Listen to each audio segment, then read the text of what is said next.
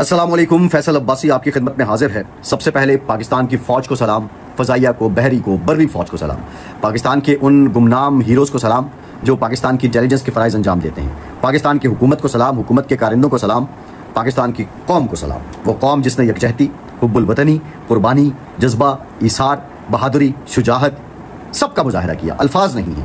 जो पाकिस्तानी कौम देखने को मिली है, मुद्दतों के बाद देखने को मिली है, यकीन मानिए ये जज्बा देख के आपको सलाम करने का जी चाहता है। आज 10 मई 2025 के बाद दुनिया की तारीख में जब कभी भी जिक्र होगा जंग का, जब कभी भी बात होगी टेक्नोलॉजी की, जब कभी भी बात होगी मॉडर्न वॉरफेयर्स की, जब कभी भी बात होगी इक्तिसादियात की, तो ये जो पाकिस्तान की जानिब से लॉन्च किया गया ऑपरेशन है बुनियानुल मंसूस को हमेशा याद रखा जाएगा और बुनियानुल मंसूस की जहतों को याद रखा जाएगा। ये जो मार्का हुआ है, इस पे आने वाले दिनों में दुनिया में थीसिस लिखे जाएंगे। एक नई डॉक्ट्राइन ने आज जन्म लिया है और मैं समझता हूं कि उस डॉक्ट्राइन का नाम ही बुनियानुल मंसूस होगा। पाकिस्तान ने जिस बहादुरी शुजाअत के साथ इंडिया को जवाब दिया और उसके बाद इंडिया चारों शाने चित हुआ और बिल आखिर मुज़ाकरात की बात की। पाकिस्तान अभी जवाब दे रहा था कि पाकिस्तान के army chief general Syed Asim Munir को अमरीकी सेक्रेटरी खारजा मार्को रूबियो का फ़ोन आ गया। उसके बाद उन्होंने नायब वज़ीर-ए-आज़म इसहाक डार को फ़ोन किया, सऊदी वज़ीर खारजा की जानिब से रब्ता हो गया और फिर साथ ही साथ जो अब रिपोर्ट हुआ है अमरीकी सहाफ़ी के बकौल के पाकिस्तान ने जब चारों शाने चित कर दिया, पाकिस्तान की फ़ज़ाइया की महारत ने, पाकिस्तान आर्मी की दलेरी ने, पाकिस्तान बहरिया की दानिशमंदी ने और सबसे बढ़ के पाकिस्तान की जो साइबर फोर्स है उसने जो कारनामा अंजाम दिया, तो उसके बाद दिल्ली में थरथराहट हुई। वो थरथराहट पहुंची वाशिंगटन तक और वाशिंगटन को कहा गया कि हुजूर वाला अब आप कोई किरदार अदा करें। कल तक वो अमेरिका जेडी वेंस जो कह चुके थे कि हम इन दोनों मुल्कों को मजबूर तो नहीं कर सकते, कल तक वो अमेरिका जो अपने आप को न्यूट्रल कर रहा था, बिल आखिर उसको नरेंद्र मोदी की रिक्वेस्ट पे आना पड़ा। ये तो सब आपको पता है। लेकिन आज के इस वीलॉग में जो बात मैं आपके साथ शेयर करने जा रहा हूं, that is very important. Vlog के आगाज में मैंने कहा कि इस जंग को या इस लड़ाई को याद रखा जाएगा और इस पे तहकीक होगी, इस पे मकाले लिखे जाएंगे, इस पे स्टडीज होंगी, इंस्टीट्यूट्स इसको एग्जामिन करेंगे। वो क्यों करेंगे? अब तक दुनिया में होने वाली तमाम लड़ाइयों में ये वाहिद लड़ाई है जिसको typical 100% accurate particularly multi domain war कहा जा सकता है। अब इसकी डोमेन्स कितनी थी? एक तो इसकी डोमेन फजाइया में थी जो एयरफोर्स की तरफ से आपने देखा, दूसरी डोमेन इसमें आर्मी की थी, तीसरी डोमेन इसमें नेवी की थी। यहां तक तो बात आ जाती है, इसको आप कन्वेंशनल पार्ट कहेंगे, इसको आप कन्वेंशनल पार्ट कहेंगे, रिवायती कहेंगे। ये रिवायती जंगें होती रही हैं, लेकिन जो इंपॉर्टेंट बात है इसमें एआई आती है, इसमें डाटा लिंक्स आते हैं, इसमें साइबर सिक्योरिटी आती है, इसमें इकोनॉमिक फ्रंट आता है, इसमें आपकी नेटवर्किंग आती है, आपकी सैटेलाइट आती है। ये कुछ पहलू हैं और मोस्ट इंपॉर्टेंट इसमें मीडिया आता है, कन्वेंशनल मीडिया आता है, डिजिटल मीडिया आता है, यानी नैरेटिव आ जाता है। और कन्वेंशनल मीडिया, खैर इंडियन मीडिया की तो क्या ही बात है कि जिन्होंने लाहौर के साहिल पर कब्जा कर लिया, कराची के पहाड़ों पर कब्जा कर लिया, मुल्तान के समंदर में उन्होंने अपनी कश्तियां दौड़ा दी। ये तो खैर अपनी जगह, लेकिन उसके बाद अब वो इंडियन मीडिया भी इस बात का इतराफ करने लगा कि जो भारतीय फौज अपनी एयर बेसिस का दिफा नहीं कर सकती, वो भारत के लोगों का दिफा कैसे करेगी? ये अलग बात है। लेकिन मैं जो आपके सामने फैक्ट्स रखना चाह रहा हूं, मैं आऊंगा पाकिस्तान की फजाइया की कारकर्दगी पे भी, आर्मी से मुतालिक भी, लेकिन मैं सबसे बड़ा जो इस जंग का डोमेन है या एस्पेक्ट है, that was the economic front. Pakistan की मईशत कमजोर है, पाकिस्तान पिछले कई सालों से माशी एतबार से चैलेंजेस का शिकार है, लेकिन इंडिया जो कहता था कि we are the shining India, rising India, साबित हुआ है कि it's a stinking India and sinking India. और इंडिया को ये पिछले 4-5 दिनों में जो लॉस हुआ है वो 6.9 ट्रिलियन इंडियन रुपीज, यानी 83 बिलियन डॉलर, यूएस डॉलर, 83 अरब अमरीकी डॉलर का लॉस हुआ है इंडिया को। आज के दिन में जो मोटा मोटा लॉस है, सिर्फ एक लॉस जो S-400 पाकिस्तान के हाइपरसोनिक JF-17 थंडर क्रूज मिसाइलों के जरिए जो उड़ाया गया है डिफेंस सिस्टम, उसकी मालियत 1.5 बिलियन डॉलर थी, यानी 1.5 अरब डॉलर का लॉस तो मोटा मोटा है। इससे पहले जब पाकिस्तान ने 5 तैयारे मार गिराए तो 1 अरब डॉलर को तो सीधा सीधा वो लॉस था। बाकी जो उसकी मार्केट ने क्रैश किया है, बाकी जो उसका सिस्टम तबाह हुआ है, वो बिजनेस रुके हैं, ट्रेड रुकी है, इंपोर्ट रुकी है, एक्सपोर्ट रुकी है, कुल मिला के 83 अरब डॉलर इंडिया का लॉस हो चुका है। दूसरा सबसे बड़ा मार्का, सबसे बड़ा कारनामा जो आज रहा है वो था साइबर पे, वो साइबर के महाज पे, नेटवर्क्स के महाज पे, सैटेलाइट के महाज पे पाकिस्तान की जानिब से इंडिया के 1744 सर्वर्स को वाइप किया गया है, उड़ा दिया गया, रिमूव किया गया।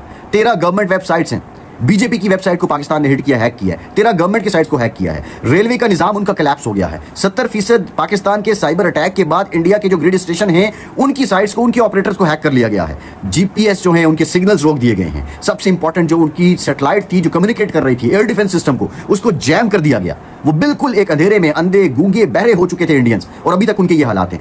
आलम यह है कि मुंबई को बैकअप पे चलाया गया, बिजली के बैकअप पे चलाने की कोशिश की गई। मुंबई जैसा जो उनका कैपिटल हब है, जहां दुनिया की के अमीर तरीन लोग आके बसेरा करते हैं, जहां कारोबार की बातें होती हैं, ये वो फ्रंट था। और मैं आपको बताऊं कि आज हमारे जो ट्रांसमिशन थी 92 न्यूज पे, उस पर एक नौजवान आया, शाहमीर उसका नाम था, और शाहमीर उस टीम का, उस साइबर फोर्स का हिस्सा था जिसने ये सब कारनामे अंजाम दिए हैं। ये कोई बहुत बड़े लोग नहीं थे, इसमें पाकिस्तान को किसी दूसरे दोस्त मुल्क की सपोर्ट भी हासिल नहीं थी। ये पाकिस्तान के लोगों ने आज इंडिया को करके दिखाया है कि हम यहां बैठ के तुम्हारी रेलवे उड़ा सकते हैं, तुम्हारी बिजली उड़ा सकते हैं, तुम्हारे सिस्टम हैक कर सकते हैं, और फिर उसके ऊपर अपने बैनर्स भी यहां किए हैं। ये चंद मखसूस लोग थे, ये पाकिस्तान के नौजवान थे जिन्होंने ये काम किया है। हैट्स ऑफ टू देम, मैं उनको सलाम पेश करता हूं। और बात ये थी, मैंने जब उस नौजवान से पूछा कि how you have done this, why you have done this, straight away he said कि जब आप सिविलियंस को हिट करें और हमारे बच्चे, इर्तजा जैसे बच्चों को शहीद करें, तो although hacking is the unethical, लेकिन it's a war, we are going for that. और हमने किया है और हमने कर दिखाया है। जब बिल्कुल हाथ पांव फूल गए मोदी सरकार के, तो उसके बाद ट्रंप साहब से कहा आइए हुजूर बात कीजिए, अपने बंदों को आप एक्टिव कीजिए। बहरहाल ये तो वॉर, ये तो सिलसिला हो गया सारा।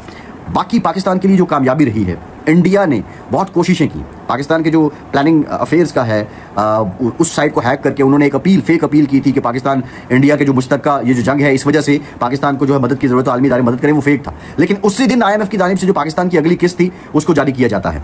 तमाम आलमी कुव्वतें जो है, अमेरिका हो, चाइना हो, यूरोप हो, उनको मुदाखलत करनी पड़ती है, गल्फ हो, उनको मुदाखलत करनी पड़ती है। एंड मोस्ट इंपॉर्टेंट, यहाँ पे दो कौमी नजरिया फिर से जिंदा होता है। वो ऐसे जिंदा होता है कि जो ड्रोन पाकिस्तान में मारे जाते हैं वो इसराइल के ड्रोन हैं। आपके पास, इंडिया के पास और भी बहुत से मुल्कों के ड्रोन होंगे, फ्रांस के ड्रोन होंगे, अमेरिका के ड्रोन होंगे, जर्मनी के ड्रोन होंगे, फिर इसराइल के ड्रोन से क्यों? ये बात यहां से नहीं है, ये बात वहीं से है। ये बात ला इलाहा इल्लल्लाह मुहम्मदुर रसूलुल्लाह की है, ये बात बैतुल मक़दिस की है। बहरहाल ये बात, ये मैसेज क्लियर है, दो कौमी नजरिया फिर से जिंदा होता है। पाकिस्तान की सबसे बड़ी कामयाबी ये है कि मसला कश्मीर, जिस पे अक़वाम मुत्तहिदा की फाइलों में बंद फाइलें हो चुकी थी, जिन पे गर्द जम चुकी थी, वो जिंदा हो जाता है और अब न्यूट्रल वेन्यू पे इंडिया मुज़ाकरात की बात करता है। ये तो है कामयाबियां जो मल्टी डोमेन वॉर के अंदर मैंने आपको बताई हैं। लेकिन मोस्ट इंपॉर्टेंट मैं बात करूंगा पाकिस्तान की फ़ज़ाइया की।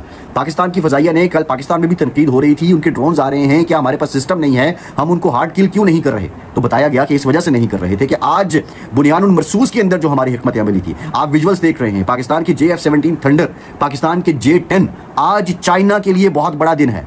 चाइना के JF-17 थंडर और J-10 के शेयर्स आसमान की बुलंदियों पे पहुंच चुके हैं और चाइना पाकिस्तान का शुक्रगुजार हो रहा है कि शुक्र है पाकिस्तान, आपने हमसे ये जहाज लिए और दुनिया को बताया कि अब जो टेक्नोलॉजी है वो सारा उसका रुख मशरिक की तरफ है। आज के वॉर की और पाकिस्तान की जानिब से जो एयर स्ट्राइक की गई हैं, उसका सबसे बड़ा एस्पेक्ट ये है कि अब मुकाबला यूरोप, अमेरिका और मशरिक की टेक्नोलॉजी के बीच आ चुका है। और आज के दिन चाइना की टेक्नोलॉजी ने, मशरिक की टेक्नोलॉजी ने यह साबित किया है कि वो मगरिब और अमेरिका की टेक्नोलॉजी से सुपीरियर है। इस लिहाज से बहुत इंपॉर्टेंट है। आर्मी की हम बात करें, कुछ मामलात कन्वेंशनल थे, लेकिन उसमें भी बड़ी जिद्दत आई है। पाकिस्तान की जानिब से जो अल-फतह मिसाइल है, उस पे उन बच्चों के नाम लिखे गए जिनको भारत ने बुज़दिलाना हमले में शहीद किया था। वो एक एक मिसाइल, एक एक बच्चे के नाम के साथ मंसूब करके लॉन्चिंग साइट से भेजा गया और सबसे पहला जो टारगेट बना वो ब्रह्मोस की जो स्टोरेज साइट थी उसको उड़ाया गया। जो उनकी अदमपुर की एयरबेस थी उसको उड़ा दिया गया, पठानकोट को उड़ा दिया गया, सासा को उड़ा दिया गया, राजौरी के दहशतगर्द सेक्टर जहां पे इंडियन मिलिट्री इंटेलिजेंस दहशतगर्दों को तैयार करके पाकिस्तान भेजा करती थी उसको उड़ा दिया गया। नौशहरा में जो दहशतगर्द सेंटर था कश्मीर, मकबूजा कश्मीर में, उसको उड़ा दिया गया। पाकिस्तान ने चारों शाने चित किया है। पाकिस्तान की फ़ज़ाइया की महारत, अमरीका का सहाफ़ी कह रहा है कि पाकिस्तान को बहुत बरतरी हासिल है। पाकिस्तान की आर्मी से मुताल्लिक अमरीका कह रहा है कि ये दुनिया की बेस्ट आर्मी है। अभी नेवी का महाज तो छेड़ा ही नहीं था हुजूर वाला, वहां पे आप आ जाते तो फिर आपके साथ क्या होता।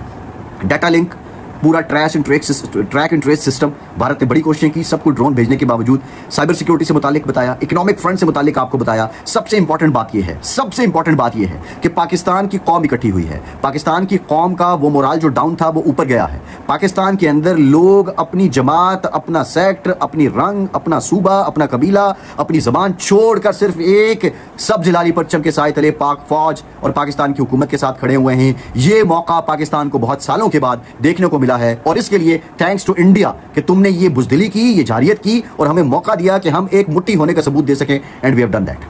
ये सबसे बड़ी, आज की जो सबसे बड़ी नेमत है।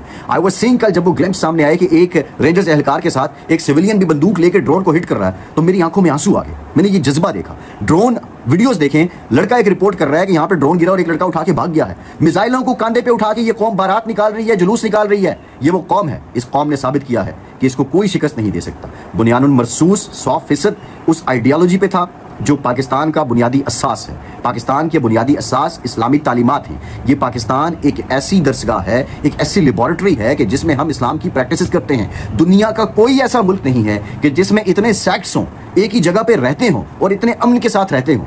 कोई ऐसा मुल्क नहीं है। हाइब्रिड वॉर में बड़ी कोशिशें की गई, 5th जनरेशन वॉरफेयर भी बहुत अजीबोगरीब थे, जो कर्ज है, लोन्स हैं, डेट है, उसका टूल भी लगाया गया। लेकिन this is the first ever war in the history of the world which is called multi domain war, और पाकिस्तान ने इसमें इंडिया को चारों शाने चित किया है। फैसल अब्बासी को इजाजत दीजिए। पाकिस्तान जिंदाबाद, पाक फौज पाइंदाबाद।